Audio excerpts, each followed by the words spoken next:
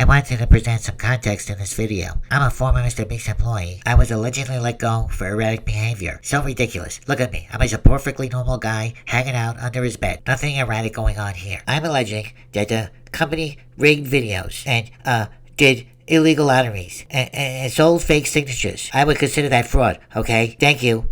Enjoy the slander and defamation.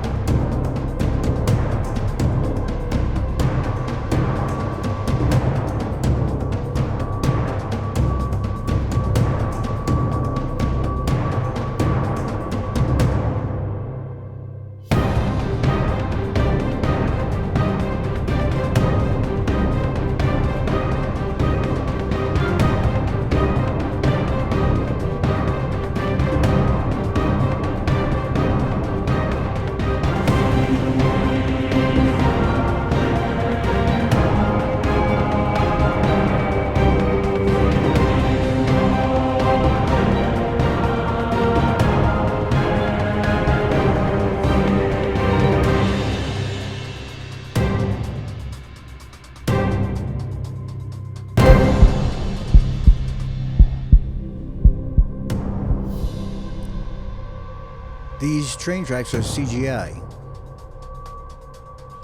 These bus wheels are CGI. This explosion is fake.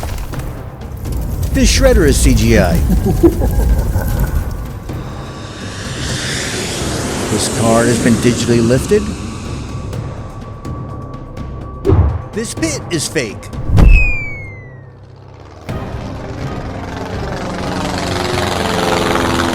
This plane is fake. This guy is fake. This raccoon is a paid actor.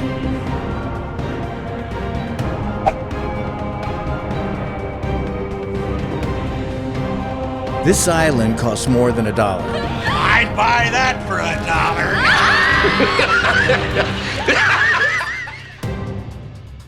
This city is not abandoned.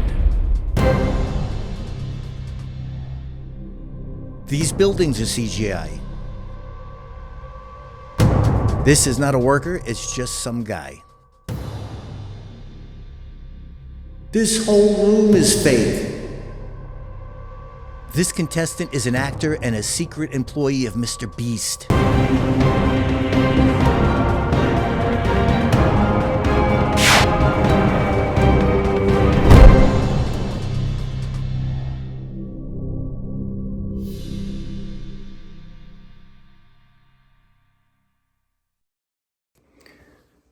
Originally, I started this video 3 days after Dogpack uploaded his Mr. Beast as a fraud video.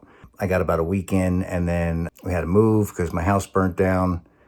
A week after my house burnt down, I got custody of my 83-year-old father because he couldn't take care of himself.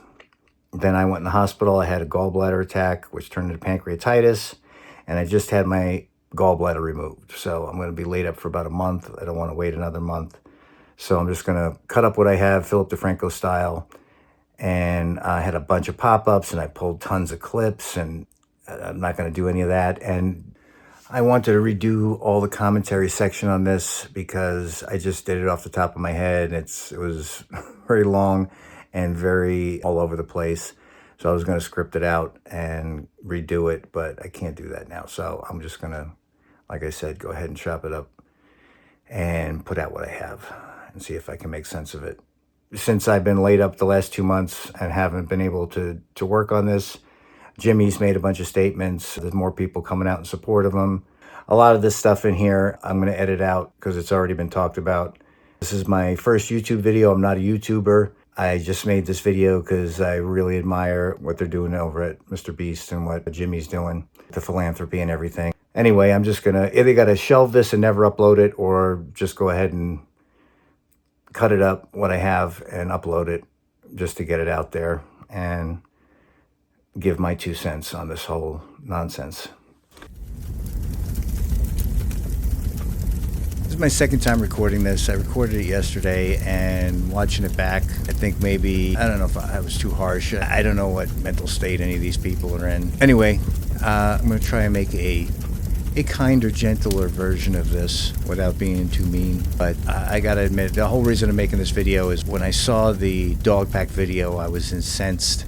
I don't feel enough people are coming to the Mr. Beast organization or Jimmy's defense. Not that we can defend him, because we don't know what happened, but that's the point. None of these so-called accusers know anything either. The things they're calling evidence and facts are just ridiculous. I was going to go point by point through Dogpack's video, try to debunk some of the allegations and the speculations all these people are coming up with. But Legal Eagle put up a video since I started this where they pretty much do that. He goes through point by point, makes a statement at the beginning where he's not going to address nonsense stuff and just focus on actual legal allegations or criminal allegations. Personally, I don't think criticism means anything if you don't know where and who it's coming from. I've been doing production for almost 30 years. When I was younger, when I was from 14 to 17, 18, I was an actor. I did some modeling. When I was 24 years old, I went back to LA and went to makeup school to learn how to do special effects makeup. I got my first computer when I was 30. I locked myself in my room for a year, taught myself how to edit video. And within a year or two, I was getting little jobs. I was the video tech at the Hard Rock Hotel in Las Vegas, the original joint, for a year. Then I was the video tech to start at Studio 54. I did all the visuals for Studio 54. I ended up doing them for Teatro and Taboo. I made in-house videos that you could use for promotions and things. So I did all the filming, did all the editing, plus ran the nightclub video. And for the last 10 years, I've been making LED wall video for big events at MGM Grand, like the New Year's Eve event for the VIPs, things like that. Anyway, my point is, for most of my life, I've worked in all kinds of different productions. And the one thing I would say to all the former Mr. Beast employees is you chose the wrong career. You don't seem to really understand production. The things you're calling fake are just production decisions, nothing else. I know there was a former Mr. Beast employee complaining he had to work 45 hours in a week. This is not a 9-to-5 job. Nothing great ever got created working 9 to 5. And certainly, there's never going to be a production job on big productions where you're going to work a 40-hour work week. You work a lot when you work, and then you've got time off. That's just the way it goes. Originally, I saw the Weddle video where he's being interviewed somewhere, complaining about the torture he was put through, saying it was against the Geneva Convention. I mean, that's just a stupid statement for so many reasons. The Geneva Convention applies to countries and armies, and the big difference between Weddle and a prisoner of war is not going to get $300,000 when they're done torturing him, and Weddle could have walked out of the door at any time. And honestly, to have to stay in a room with lights on for 30 days for $300,000 is a no-brainer. I mean, you could put me in that room with the lights on and fill the room up to my ankles with cockroaches, and I'm not leaving that room for 30 days. And I think that's partly why he's upset, and he genuinely seems upset. I don't know why. He should be upset at himself, because, and I think that's really what it is. I'm sure they both regret their decision. I mean, Dogpack didn't have a choice. He was let go after 3 weeks, acting like he's this big insider. He worked there for 3 weeks. That's about enough time to find out where the bathrooms are and when you can take lunch and where do I park my car.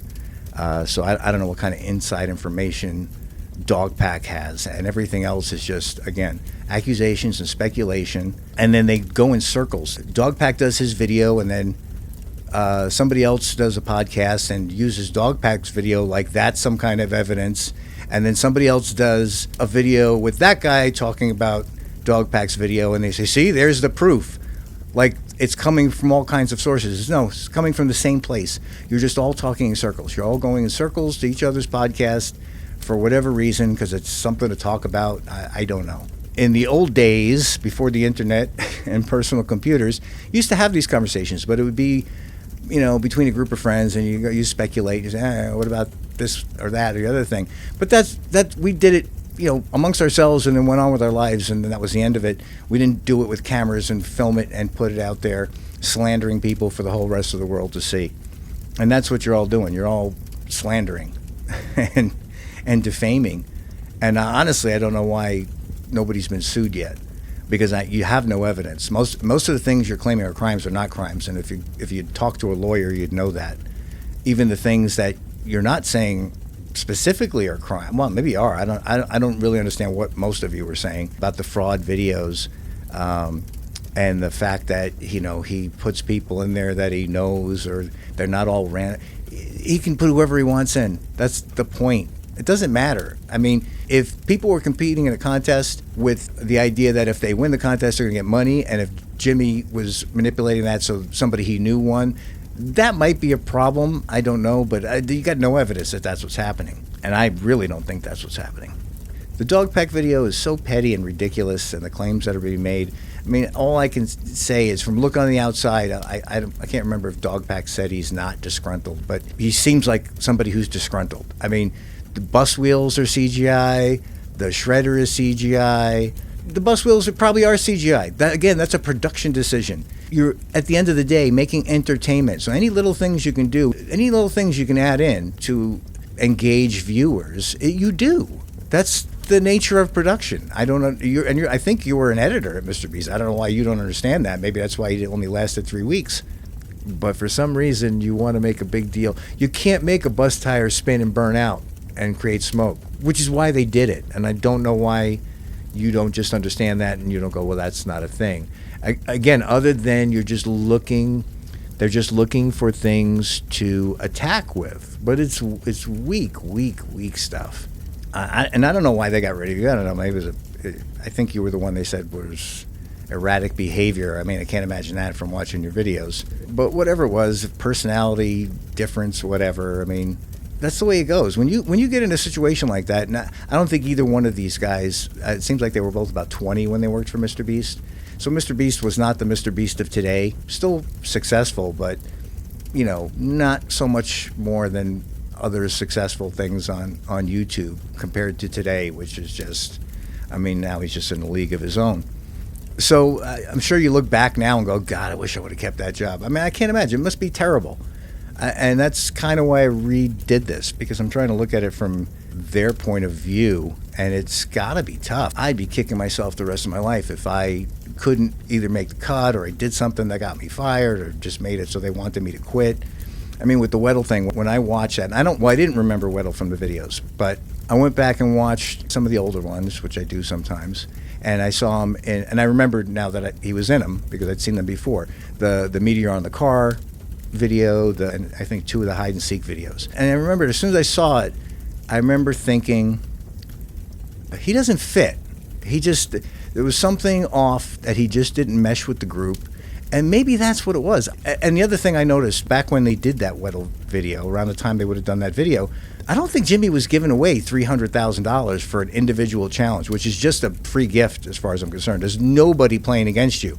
The only person that can beat you is you. So it's just free money. I always envision that when Jimmy does that, I don't know if he sees it as bonuses for guys, or in the case of Mac, maybe that was what they agreed on, a certain amount of money for him to come over, because you keep acting like he pulled Mac out of his back pocket. Mac was around. I think I saw a video with Jimmy doing something with Eric, and Mac was there. So they knew each other. And when I saw Mac coming around in the videos, to me, and I don't know if I'm right, I don't know anything, I don't know anybody from Mr. Beast, I don't know Jimmy, but just watching, I had noticed Chris was stepping back from the videos, used to be in every video, and when Ava was stepping back from the videos, that's about the time Mac started showing up periodically. And I took one look at Mac and I said, well, if I was making a Mr. Beast movie, Mac is a guy I would definitely cast to play Chris. They're very similar. Mac is not as funny as Chris, at least not so far. It's a type, and Mac is the type. I didn't think anything of that. He's bringing in a new guy because there's a hole now in the group, and he's filling the hole. Because for whatever reason, I don't know if Ava wanted to step back, or I don't know if that was a company decision. Probably just Ava wanted to step back. Ava had a lot going on, And maybe also knew, well, I don't want to make controversy of the channel. People start talking about this. So maybe I'll step back a little bit. I don't know. But it seemed perfectly obvious to me that that's why Mac was being brought in. To keep that dynamic, or try to keep as much of the dynamic they had. And especially with those two guys, Weddle and Dogpack. I get it. I mean, that's got to be a tough pill to swallow. I know Weddle says he quit. You know, and it's funny, I wasn't going to bring up Weddle too much because I did kind of feel bad for Weddle because he did work there, I don't know, for a year or more.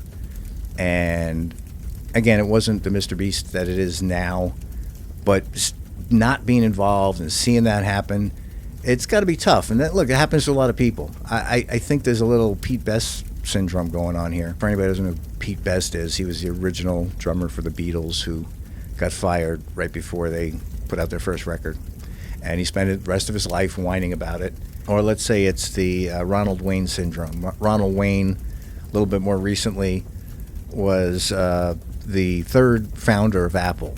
He bought in for $2,500 to get a 10% stake in Apple. And he'd only lasted like a year or maybe 2 years, right before they really blew up. Same thing, right before they went to market and blew up. He got nervous about something with Steve Jobs. Steve said something, or I don't know, he just lost confidence. I think he said he thought he was too much of a hippie or something like that. Anyway, he bought out of Apple, didn't even get his $2,500 back, got $800 back, which was the current value at the time.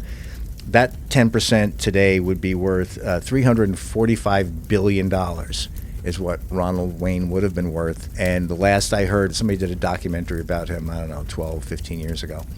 And he was driving a limo in Las Vegas. So I'm sure he wakes up every day and for the rest of the day just thinks about how he should not have to go get in a limo and drive people around. He should be worth $345 billion.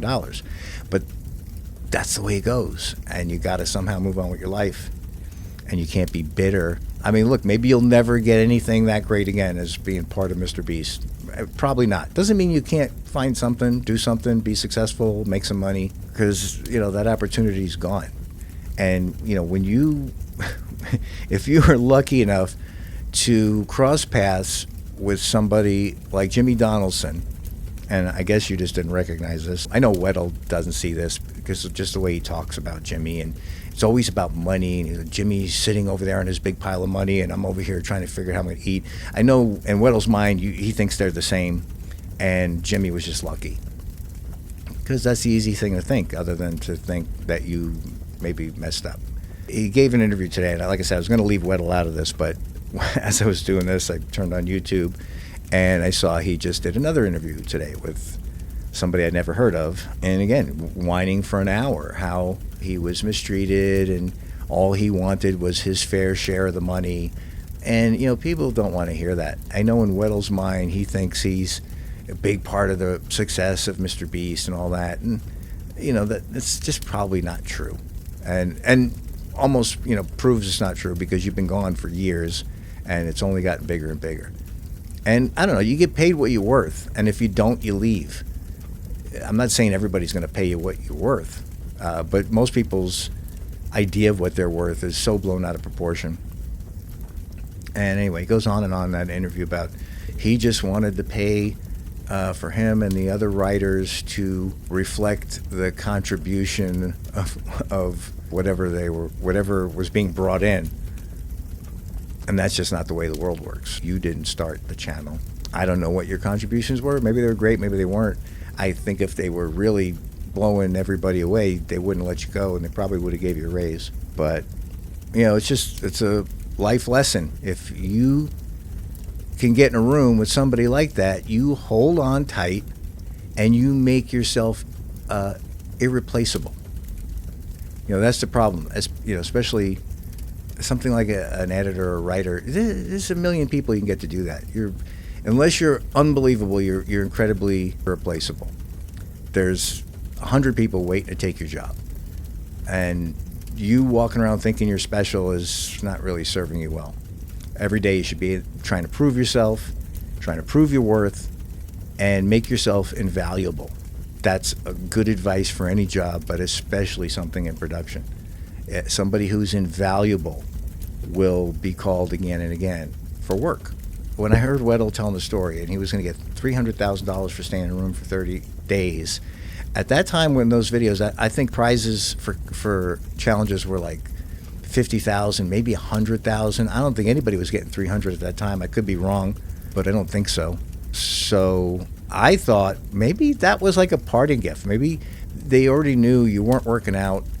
Maybe because you were complaining about money or whatever, they just decided, you know what, let's just move on. And to be nice, figured, well, we'll send him away with some money at least. Let's have 300 grand in his pocket. That's what it seemed like to me, or definitely a scenario I could believe. Some real injustice in the world. You want to make a video about it? Fine. That's not what this is. This is a bunch of people who have a chip on their shoulder, and I think it's because they were kind of left behind. Even with Weddle, maybe it was a personality thing. Maybe Jimmy just outgrew him. I mean, that's possible. You get to a point where you can actually hire. You know, Jimmy could hire Tonight Show writers. He could hire Industrial Light and Magic if he wanted to do his VFX. You get into a whole different level, and you up your game across the board. And that, like I said, I don't know. Weddle might have been a great writer, or maybe he was a great writer at that time for what Jimmy could afford to pay and who he could actually interest to come and work for him. I could see that totally being possible too, and I can understand Weddle feeling bad about that, but that's just life. And you know, when you're working with people and they step up their game, you need to step up your game, or you're going to get left behind. And if you can't step up your game, you just got to accept it and say, well, okay, I'm not up to that level, and you know, I'll find something else to do. But it never hurts to leave a job on good terms, because you never know in the future what could happen. You shouldn't burn any bridges, especially not for spite or jealousy or whatever. It doesn't do you any good. I mean, honestly, this whole thing that they're doing is not going to do them any good. It's not stuff any employer wants to see. It shows what you're capable of, what kind of vindictive behavior you're capable of, how litigious you are, or how much you just want to burn things down when they don't go your way. And, you know, even if you felt that way, you shouldn't have put it out there, because now it's out there. And I don't know what that's going to do to people's futures as far as getting work, especially the constant bitching about money. Both of these guys have an uncomfortable way about them. They're very manic, and I don't know, it's just off-putting personality. I don't know what that's about. I'm not even going to try and guess. Maybe that's just the way they are, but, you know, maybe people don't want to be stuck in a room 12, 14 hours a day with somebody who's that, I don't know if erratic's the right word, but manic maybe, I don't know. Anyway, the whole reason I wanted to make this initially was because I haven't admired a celebrity this much since Steve Jobs died. And, you know, Jimmy, like Steve Jobs, is an outlier.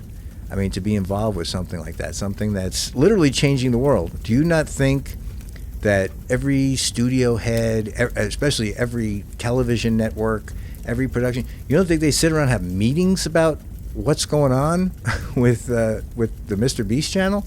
You don't think that completely freaks them out that some kid who started a channel originally in his room with his bunk beds behind him, just a few short years later gets more people watching his content than their whole lineup? Of course they do. They don't understand it. I mean, they never will, because their motivations are different. They'd have to change their motivations to even understand what he's doing and why it works. And they can't do that because it's all based on, you know, spending the least amount of money and getting whatever you get and forcing it down people's throats and hoping that people like it. But if you don't think there's panic in Hollywood over what the Mr. Beast channel's doing and what Jimmy Donaldson's doing, you're crazy. Guaranteed people talking about this daily. There's meetings about this. They're trying to wrap their heads around it, and they're trying to understand, why can't we do that? How is this kid getting more people watching a 10-minute video he puts up than watch the Super Bowl? I mean, that's unheard of. And, you know, it kind of makes me understand why these people didn't work out at Mr. Beast, because they obviously don't get this, and they didn't see it. Too tied up in their own little personal grievances and nonsense to really take in the scope of what's happening and what everybody at Mr. Beast is doing. I don't think any of these guys recognize that. I don't think their egos would let them. I think they think he's the same as them and he's just lucky. But he's an outlier. And I love the videos and everything, but the thing that really gets me is the philanthropy. And I don't know how you guys, I mean, the way you guys dismiss his philanthropy is disgusting. It enraged me. What have you done? You know, oh, he does charity, you know, meanwhile he gets clicks. He gets clicks anyway. And all that money would be his. He could do whatever he wants with it. He didn't do like, you know, Logan Paul and his brother and go out. And I'm not dissing these guys. It's your money. Do whatever you want. I'm just pointing out a 20-year-old guy gets that much money and decides he's going to go around the world and do good and build, you know, dig wells and help clean up the ocean and plant trees and start food banks. And for you guys to just, his charity and just piss on it is disgusting. You should be ashamed of yourselves. I don't know who raised you. My point is, he didn't, you know, he could have went out and bought $300,000 watches and bought 10 Lamborghinis and bought the big mansion and had parties every night like, you know, David Dobrik or anybody else who's that young and gets that much money. And it's totally understandable. People that young don't usually get that much money, and younger people are just not mature, let's just say, and don't think that way. I mean, what an anomaly for this guy to go, you know what? I mean, just that he understood at 20 years old how good it feels to do good things for other people, because most people don't get that till later if they ever get it. You know, I mean, I remember you fantasizing as like a teenager about getting rich and buying a neighborhood and putting all my family in one neighborhood, so they'd all be in one place and everybody could see each other whenever they wanted. And Jimmy's actually did that. And, you know, and I don't know, maybe he has the Lamborghini and all that stuff and he keeps on down low. And I don't care. Good for him. He's still doing the other stuff. So whatever it is, it's not interfering with the good things he's doing in the world. And there aren't enough people doing good things in the world. And nobody's making him do it. And your logic for why he's doing it is just ridiculous. I don't know what they're making now, but I mean, it's got to be astronomical. And, you know, technically he could probably take as much of that as he wants and not put so much back into videos and not put so much into philanthropy and just pocket more money, and he doesn't. And that should be admired, not belittled. You know, so I'm not going to go through all the legal stuff. Legal Eagle did a great job. He went in point by point and just trashed every single allegation that Dogpack made and explained why he's wrong, because he doesn't know what he's talking about. He doesn't know the law. He doesn't understand the difference between television and the internet, and he doesn't understand that the government controls broadcast signals, and that's why there's certain laws for radio and television, because the government owns it. Companies do not own bandwidth for broadcast. The government owns all that, and that was a deal that was made 100 years ago, that you go build the infrastructure and we'll let you use the bandwidth, and they don't have to pay for it. And the only stipulation is the government gets to use it whenever they want, and they get to impose guidelines and rules, which the internet does not have, because the government does not own the internet. I mean, a couple of Google searches would have told you that, and you could have saved a lot of time slandering people. But I do want to address, not that it matters, because none of this is a legal issue, but I just, you made such a big deal out of it, I feel like I have to point it out. The bus wheels, probably CGI. The shredder you're talking about, I mean, unless you're talking about that one image, and maybe they had to do that because they didn't have all the stuff there and they needed the image for something, and somebody pieced that together in Photoshop or Premiere. I don't know. It's possible that is a Photoshopped image or a composite somebody made in Premiere. But the actual shredding of the car, and I can't say 100%, but because I wasn't there, but I looked at that closely, and I don't see any VFX in that. That looks like they dumped a car in a giant shredder. And if it is VFX, they should win an award because that's some of the best VFX I've ever seen.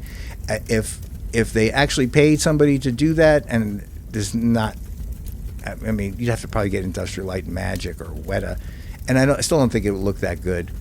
And it would probably cost 10 times whatever the budget was for that video. So I could be wrong, and if I'm wrong, I mean, hats off to whoever did that, because that was unbelievable. I looked at it closely. You see every little nut and bolt popping off of that thing, and I see nothing to indicate that that's VFX. So I don't know what you're talking about, unless you're just so petty you're talking about the one shot in your video, which might have been the thumbnail.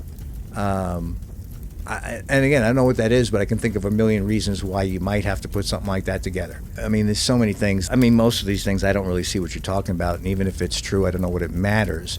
Like you're saying, the train tracks are fake. I mean, the train tracks are real, but he added on, again, a production decision to make it look a little more exciting, to give it a little more visual oomph, to have the train tracks go over the side down into the pit.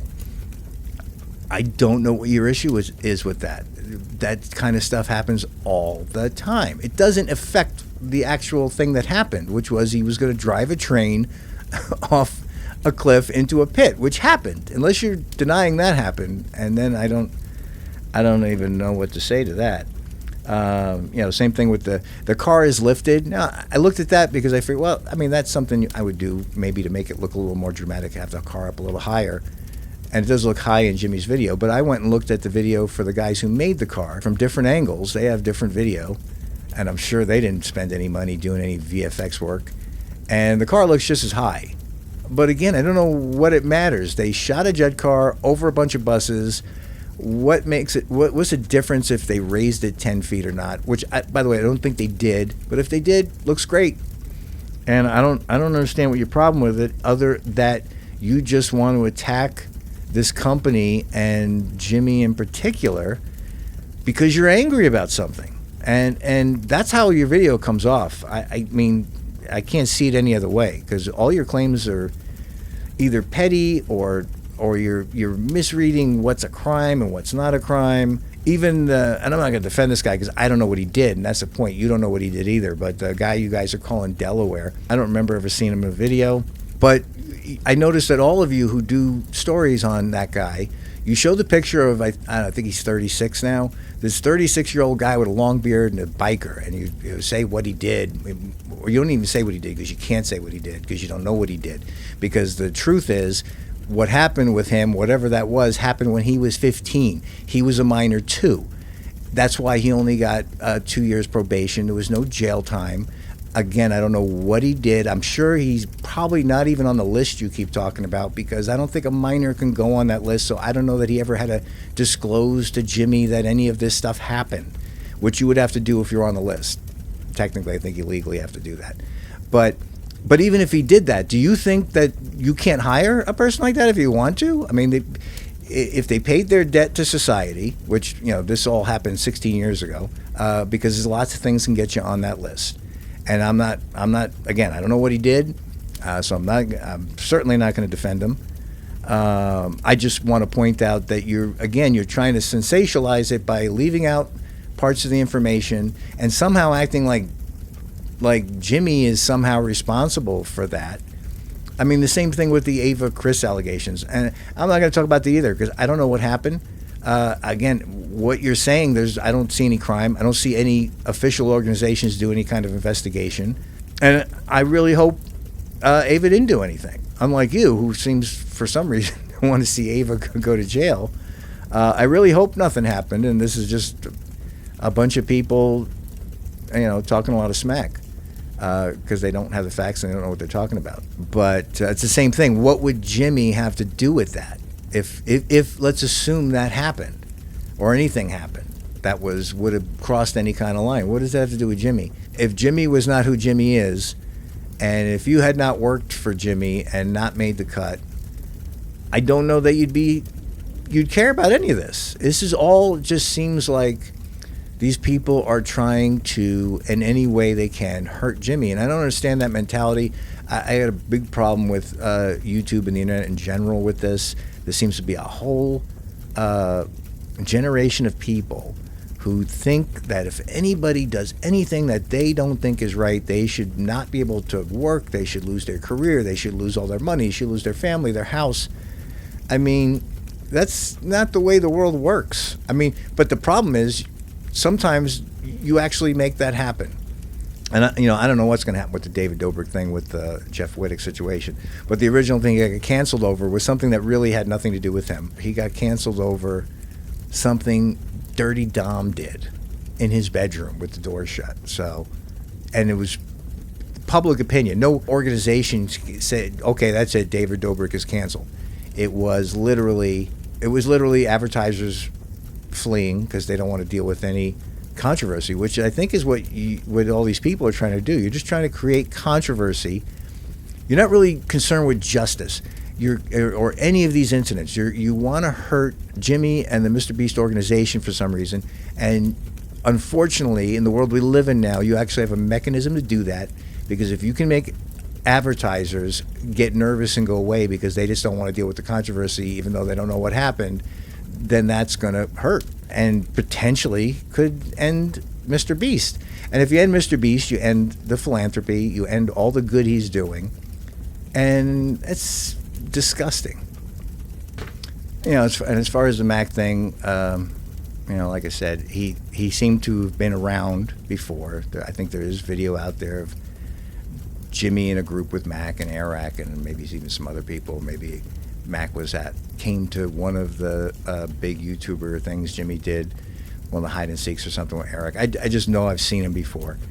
And so I never thought he was just some guy. I mean, Dogpack's claiming he was just supposed to be some guy, some contestant. And I'm like, no, I've seen this guy before. And I think, and I could get this wrong, they could have been talking about somebody else, but I could have swore Eric was on some podcast and talking about, in a laughing way, talking about how Jimmy poached Mac from him. I think I got that right. It could have been somebody else, but in my memory, it was Mac. But I don't know what your big thing, and this whole conspiracy that Mac was seen at Mr. Beast headquarters 2 months before the video came out. Jimmy's done interviews where he talks about how these videos, that they're making them 2 and 3 months before you're seeing them, because that's how long the production takes. As somebody who worked there, you should know that, and I think you do, and I think you just don't care. It doesn't fit your narrative. There's only a few people that I listen to every time they speak, and Steve Jobs was one of those people. I've heard probably every time Steve Jobs has spoken in front of a camera or a microphone, I've heard it over and over and over again, especially any long-form interviews. They're inspirational, they're insightful, and it's just amazing to listen to people like that who think so differently and outside the box. That think different slogan didn't come from nowhere. That's pretty much how Steve Jobs lived his life. And I do the same thing with Jimmy. Jimmy does an interview anywhere. I listen to it because you can be inspired by that. You can maybe learn things from listening to people like that talk. And it's the same thing. I've got every interview Jimmy does on any podcast or for any reason, especially these long hour and a half interviews he does, like with Colin and Samir. I don't know how many times I've listened to those, and I don't get bored with it because there's so much in there. And it's just amazing to listen to. This is a great documentary. It's hard to find. It is on YouTube. I just looked it up because I was thinking about it earlier. And it is on YouTube, but it's a 2.5 hour version. The original one was, I think, 4 hours that aired on PBS. I have it somewhere on VHS, but my house burnt down.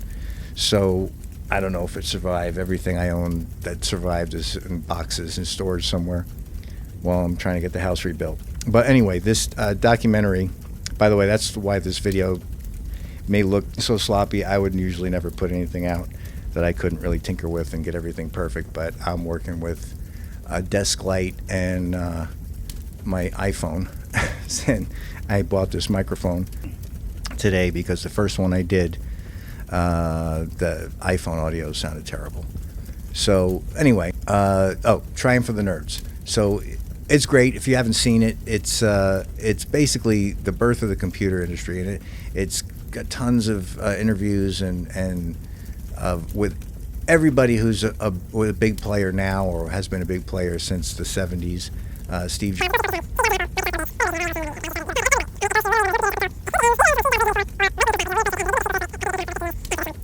Anyway, I don't want to say too much more. I really don't want to be nasty to these people.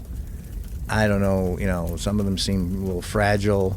And like I said, you all picked the wrong business. Production is not for any of you. Just trust me on that. You're not going to make it. Production is not a job where you go in and punch a card.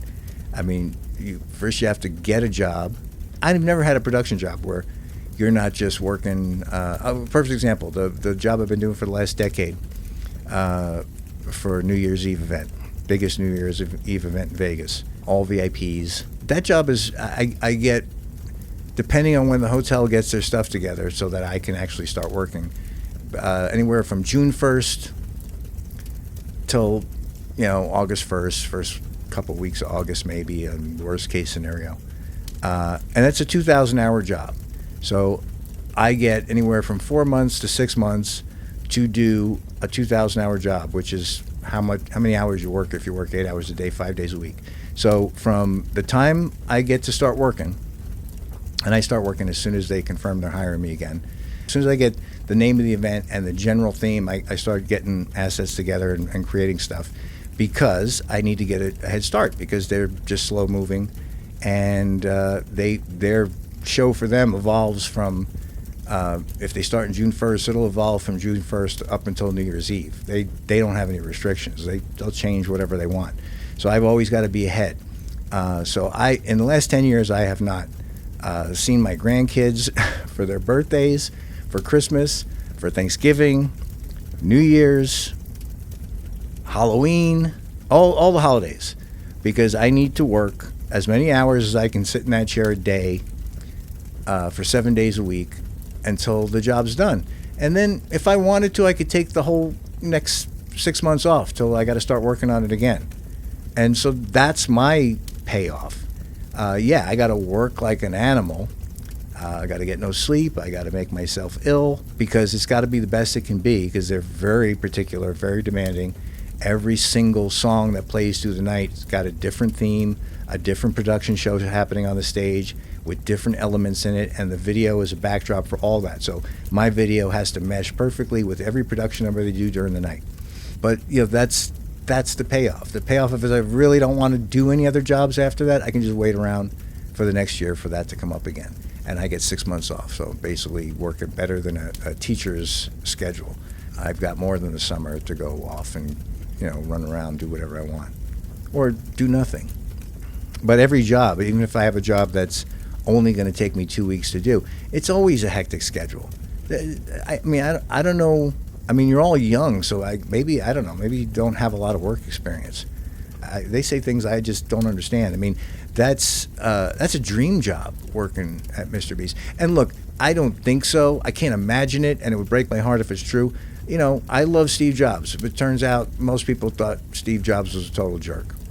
And maybe Jimmy's the same way. And I would kind of understand that, because people in that position have to push people, because they get a lot of people like these people who just, they think they deserve more, and they think that it's just a lot of problems. And they're always pushing everything to the limit. When you push everything to the limit, everybody's work's got to step up. That's just the way it is. If you want to achieve something, great. You want to do something like Squid Game, or any of, especially the latest videos. I mean, all huge productions. And that's the other thing that fascinates me about watching Jimmy. I don't just watch the videos. I'm thinking about everything that had to happen.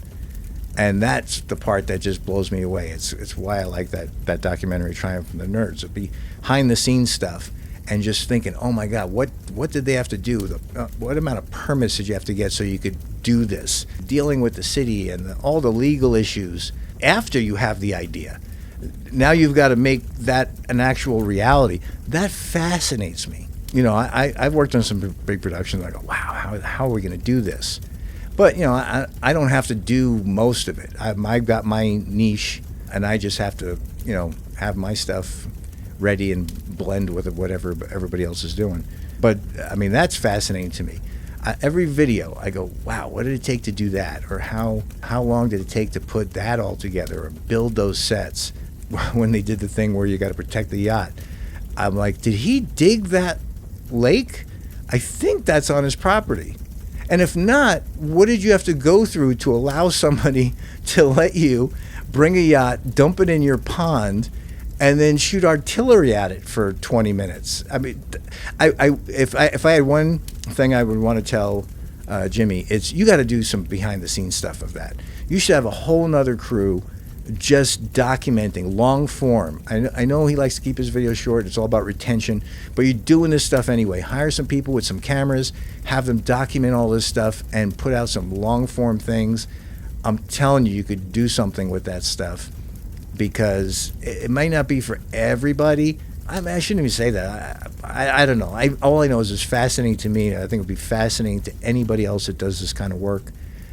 Or admires what you do and want to see how that actually, how does a soup get made? I think that would be unbelievable. And I know you do some of that. You did the behind the scenes with the VFX for the squid grains, but even that was kind of short. It was good, and I appreciated it. I would do more of that. I mean, you're doing this stuff anyway. Just like when they're shooting a movie, they always have people running around with cameras because they know at some point they're going to make some couple of bucks off the behind the scenes stuff, or stick it in somewhere for a cherry on the top of the DVD or whatever it is. And I mean, I can't imagine you're not. You must be doing this. Maybe there's a reason you don't want to actually release it. Maybe you will one day. Because if you're not shooting this stuff, that's a missed opportunity. I would just hire a couple of guys, just run around with cameras, do some interviews. You could even do them after you're done or whenever you have time, and just talk about the process and what you're doing. That stuff's fascinating to me. And I mean, I usually can have a pretty good idea how you get certain things done, but there's some things I go, wow, how did that even happen in North Carolina on this guy's property? Even the logistics of renting out a stadium to play hide and seek, like there's got to be a story there. Like when you show up and say, hey, we want to rent out the stadium and we want to play hide and seek, that's got to be, I mean, first of all, they got to be what? And I'm sure there's a negotiation. There's probably got to be a contract. What are you allowed to do? What are you not? What do you got to stay out of certain areas? What are your responsibilities? What are your liabilities? All that stuff would be fascinating. Anyway, Jimmy, if you happen to ever come across this video, I just want you to know I appreciate you.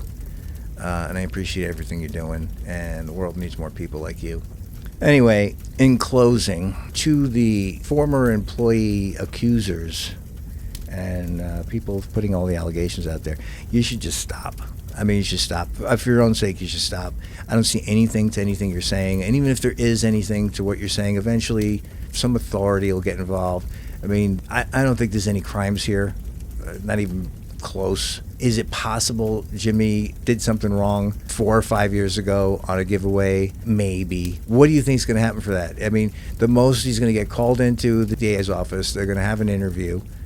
And the worst thing that would happen is he's going to fine. I mean, that's it. Because businesses do things like this all the time. And you're allowed to make mistakes. And unless it's malicious, nobody's going to do anything about it. These delusions that you people are having about all these, the law coming down on Mr. Beast is just not a reality. And I'm leaving that first guy out of it. I forget his name now. I mean, he complained a lot about how Jimmy kept making him do something over and over and over again, and he didn't like that. And again, I would tell him the same thing I said to everybody else. You're in the wrong business. I mean, and by the way, when I heard him saying how he just kept coming back over and over again, saying, no, not right, do it again. Maybe you weren't working out and he was just wanted you to quit. I don't know, but I mean, that's a possibility. It's like when you make your girlfriend break up with you so you don't have to feel bad about breaking up with her. Maybe that's what was happening. Or maybe he just wanted something you weren't getting. And I don't know why you weren't getting it. Maybe he wasn't explaining right. Maybe you just weren't listening closely. Maybe you just didn't, you thought it was perfect. My guess is you thought whatever you did was perfect, and that's the way it should be. And so you didn't really try to do what he was asking. That's just my guess. I have no idea. But I wouldn't rule out that maybe it was time for you to go, and that's why you were being given such a hard time. I don't know that, but anyway, I'm leaving him out of this because with his stuff, he's not really making crazy allegations. It was just all his claims are basically about his personal work experience at Mr. Beast, and he didn't like it, and I can't argue with that. It was his experience, and if he wasn't happy there, he wasn't happy there. It doesn't really matter why he left. He doesn't seem to be making stuff up. It's more about, it was very specific. Basically, in a nutshell, like, it couldn't make him happy. Whatever he did couldn't make him happy, and that frustrated him. And I get that. When somebody doesn't like your work, it's frustrating. But you need to put your ego aside and try to figure out, what am I doing wrong? How am I approaching this? I'm doing what I think looks good, and they're not liking it, and they keep coming back and telling me, nope, that's not it. So don't just keep redoing the same thing you were doing. And get as much information as you can and try to, or just blindly do something crazily different and see if that has an effect. But, I've seen this in my dealings. People fall in love with their work. Nobody likes their work criticized, especially if they really like what they did. But whether you like it or not does not matter. It's not your name that's going on this. You're not creating this for yourself. You're creating it for a client. In this case, for a Mr. Beast video. So all that matters is what, whoever makes the decision, I'm assuming that's always Jimmy, wants. And it doesn't matter. You take your ego out of it. Doesn't matter. You have no part in, what is going to end up on the screen. That's totally up to the person whose show it is. And if you can't do what they want, like I said, there's a reason, and it could totally be. I don't know Jimmy from hole in the wall. Maybe he's not good at explaining what he wants. I don't think that's possible. This is a guy who seems meticulous, and if somebody's meticulous and they have a clear vision of what they want, you need to pay attention to it and perform to it. Because people like this don't expect less. They don't understand that you want to go home and you don't want to look at this anymore, because people that are driven, like these outliers I was talking about, which absolutely Jimmy Donaldson is one, they do this to themselves. They have expectations. They have this drive. They get up every day, want to go, go, go, go, go. And they're not going to understand that, well, but I have supposed to go to dinner with my girlfriend, or I wanted to go see this. They don't care. To them, that's like crazy talk. What, you'd rather do that than sit here and create magic? I'm giving you the opportunity to create magic here, and you want to go and have lunch with your girlfriend? And I mean, yeah, you can say that's crazy, but then that's probably somebody you shouldn't work for. When you've got somebody like that, you need to work's got to be a priority. And everybody can't do that. I get it. Some people have small kids. Some people have girlfriends and wives that will complain, I'm not seeing you enough. Anyway, in closing, find something uplifting to talk about. And not all the negativity. If you want to criticize something, go criticize a movie. That's what they're there for. People put them out, and they're meant to be critiqued. There's certain things I think you can criticize because they lend themselves to that. And it doesn't matter so much if your criticisms make sense, because it's your personal opinion. But the stuff that everybody's talking about in these things, these are not personal opinion items. These are your alleging crimes, and then you're speculating on those allegations, and around and around and it goes from one person to the next and then back around. I mean, it seems like the same group of people, they literally just spend all their time making a podcast and then going on somebody else's podcast, talking about the podcast they make, or they just will play the podcast clips and talk about that podcast, and then that will go to another person. It's insane. I mean, I've never seen anything like this. And you all act like you're getting to the bottom of something. You all act like you're private investigators. You're not. You're Googling stuff online. And I don't even know how much of that you're doing. A lot of this is just, you hear one little thing and then you build this whole conspiracy and story around it. And it's kind of crazy, I got to say. And it's not good for your mental health. and anything. It's just bad stuff to put out there. And it's not your job. This is not your job. I know we have freedom of speech and you can say all this stuff, but he also has the right to sue you. And all of you, I would be petrified. I noticed Dogpack hasn't put up a video since those first 3. But he has appeared in other places. So I don't know. I don't know if that he's not putting out videos because maybe he's talked to a lawyer. If he hasn't, he absolutely should. Same thing I think for Weddle, but Dogpack most of all. I mean, this guy, you got an anger, and it doesn't make sense. I'm sure it all makes sense to you, but when you're watching it, it's like I'm just thinking, where is this all coming from? This is somebody you worked for years ago for 3 weeks, and I don't know what could have happened to you in that 3 weeks other than that you didn't get to stay. That got you this worked up, that you're putting this much time and effort into, slandering a company, which is what you're doing. Go look at Legal Eagle or any of the lawyers that are on there. They've all advised you to stop this because you're absolutely putting slander out there and defaming Jimmy Donaldson personally, and that's very actionable. And I don't know why they haven't sued you. My guess is, Jimmy's lawyers are saying, well, it wouldn't be a good look. You look like you're punching down. I say to hell with that. Just, I would just sue you, win, which absolutely going to win if they sue you. I hope somebody's telling you that because that's what's going to happen. I don't know why he hasn't sued you. I just think he probably either feels bad about suing you or, again, probably advice from a lawyer. But I wouldn't listen to that advice. I would sue you. I would get whatever judgment I get, and then I would say, look, I don't want the money.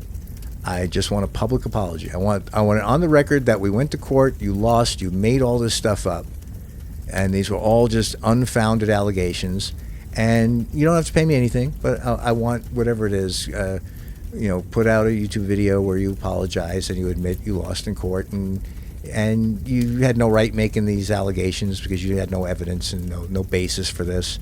Or, something else, go somewhere else and say it, print it in an article, whatever it is.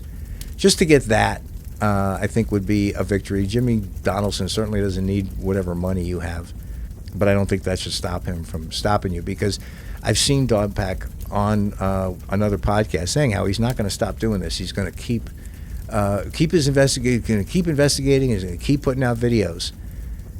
And like I said, I haven't seen any new ones. Doesn't mean he's not working on something. I would hope somebody in his life got a hold of him and said, look, you got to stop this. You are in the wrong here. As hard as that is for you to swallow, you are in the wrong here. You are defaming somebody with no evidence. These are just all unsubstantiated allegations. God knows where they came from. Most of them have already been debunked. All these things you think are crimes are not crimes. And the lawyers give you all the reasons why you're wrong, so you can go check that out. I would find it hard to believe that you haven't seen the Legal Eagle video. And very concise, and he goes point by point. And he tells you you're wrong, tells you why you're wrong, but you keep going out there saying this stuff. Long after that video came out, I saw you on somebody else's podcast, just with all the same claims you're making in your own video. And I think it's very foolish. It's very foolish. I get you're angry. I get it. Look, if I got to work at doing anything at Mr. Beast and I got let go, it would haunt me probably for the rest of my life.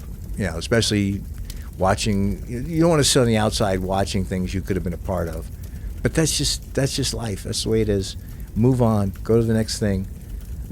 Stop all this. As long as you're doing all this stuff, you're not going to do anything else. And this is no long-term career slandering Mr. Beast because eventually the lawyers and everybody are going to get tired of this. Especially if you have any luck scaring away any advertisers, they're going to have to shut you down one way or another. And I think they could anytime they wanted to. I don't think you have a leg to stand on here. And I could be wrong. This is all my meaningless opinion. I don't know anything except, whatever life experience I got and common sense. and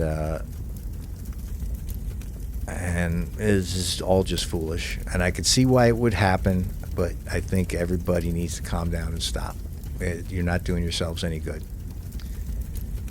It's not healthy. It's not healthy to you got to talk to somebody and figure out where all this anger is coming from. And if it's because you're just mad because you were so happy you were part of the whole Mr. Beast organization and it only lasted 3 weeks and you got let go. Again, so get it off your chest, talk to somebody, and find out, how to resolve that within yourself so you can go back to being a happy person, assuming you were ever a happy person. I don't know if you were. You might just be like this all the time, 24 hours a day, and if it wasn't Mr. Beast, it'd be something else. I have no idea. Don't know you. But I do know people like that, and everything is always negative.